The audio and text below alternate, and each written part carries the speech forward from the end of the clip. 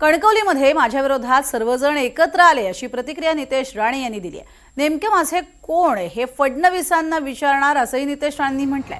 तर कणकवलीमध्ये भाजपा आमदार आणि मंत्री नितेश राणे यांना धक्का देत संतोष पारकर यांचा दणदणीत विजय झालेला आहे। निवडणुकीदरम्यान भाजप कार्यकर्त्यांकडे पैसे सापडल्याचं स्टिंग ऑपरेशन हे नितेश राणे यांचे बंधू आणि शिवसेना आमदार निलेश राणेंनी केलं होतं।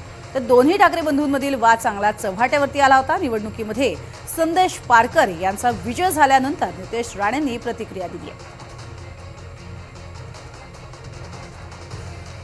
शेवटी काय ही निवडणुका म्हणजे लोकसभा ही वेगळ्या विचाराने लढली जाते, विधानसभा वेगळ्या विचाराने लढली जाते आणि आता नगरपंचायती ह्या वेगळ्या विचाराने लढले जातात। प्रत्येकाचं कॅल्क्युलेशन वेगळं असतं।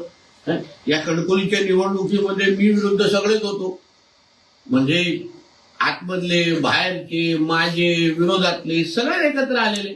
सगळ्यात लोकांनी नितेश राणेला कसं पद्धतीने कणकवली कशा पद्धतीने थांबू शकतो यासाठी खुली आघाडी केली।